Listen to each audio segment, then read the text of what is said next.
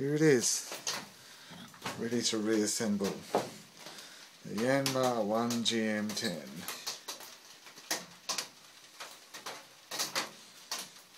Top hat. New exhaust elbow. And the gasket. And the pot. The oil in there to keep it fresh. The instructions.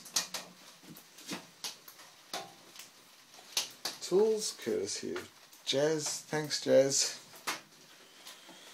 More tools. This is it. And that's the rain on the roof. It's nearly midnight. And I'm going to get some advice before I go any further. The guy who did the head for me,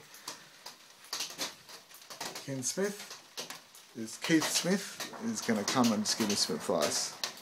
So, cheers.